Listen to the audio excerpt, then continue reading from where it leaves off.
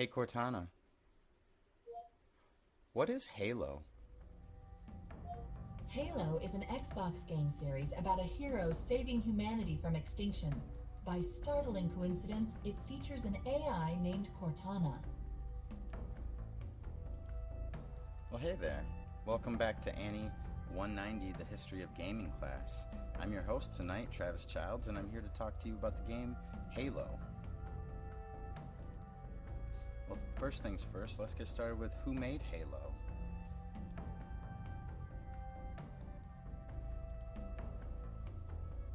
Halo was made by Jason Jones, the co-founder of Bungie and lead programmer, and Marcus Leto, the art director. Jason and Marcus worked on Halo in pre-production for 2 years before bringing on the rest of the team. They spent another 3 years working on Halo to release it in 2001. Originally, it was slated to be released for Mac OS and PCs, but soon before it was finished, Microsoft came in, bought up Bungie, and used Halo as a launch title for its brand new Xbox console. Jason Jones and Marcus Leto originally developed Halo, and the first 3 Halo games were developed by Bungie. After that, Bungie got out of it, and Ensemble Studios, 343 Industries, and Creative Assembly worked on the following Halo games, which there's been 6 of. Halo has become one of the biggest video game franchises and media franchises at that in the world. While in development, Microsoft acquired Bungie, and Halo became the launch title for the Xbox console. The developer Bungie worked on the original trilogy, but other developers got involved after that. So what are the Halo games?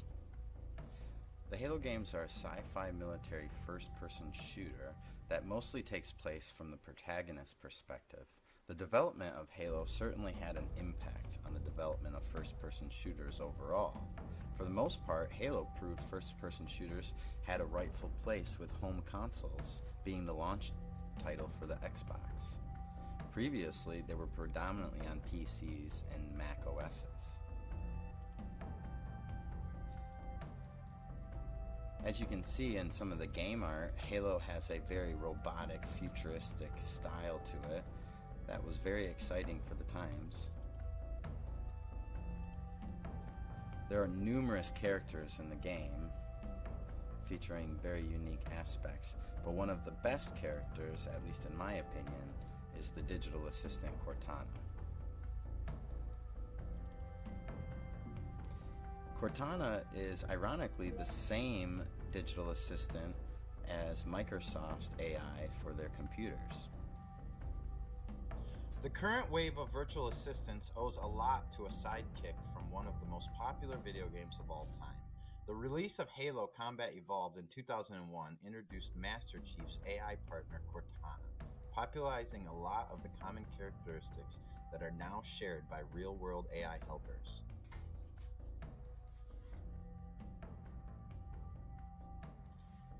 Cortana has appeared in all of the Halo games as a sidekick to the Master Chief. She is helping the Master Chief throughout the game to achieve his mission to destroy the rings which are trying to destroy humanity. The Halo games were very well received, and the entire series over the years have been critically acclaimed.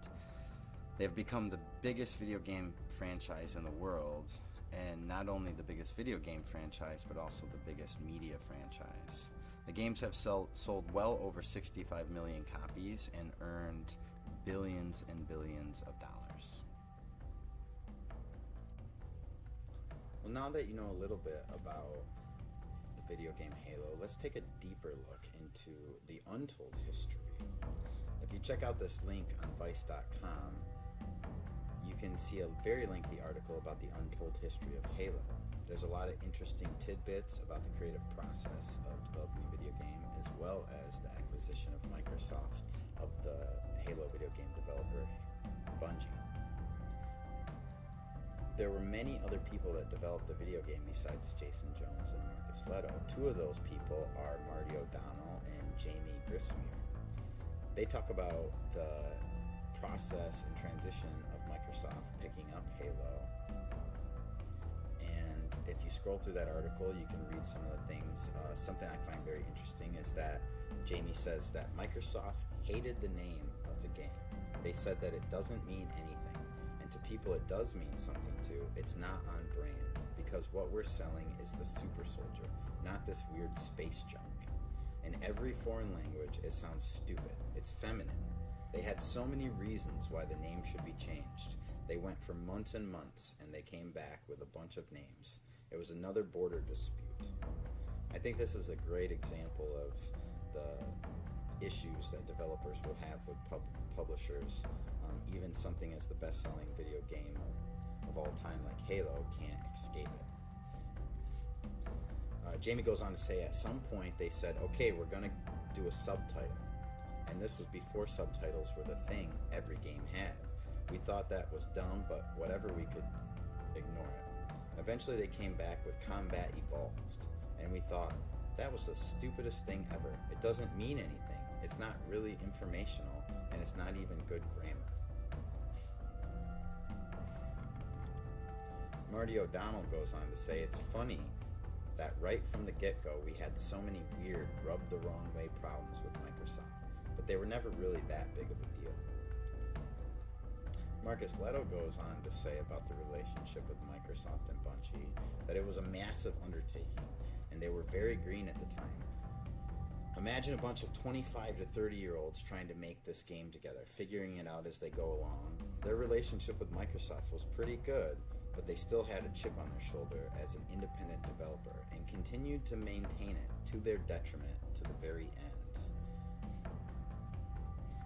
Again, I think this is a telltale sign that the creative process is not easy, and the relationship between developers and publishers can get sticky, and something that we all have to do is put our heads down and dig in, get the work done, and that's what Bungie Studios essentially did with the first three Halo Trilogy games.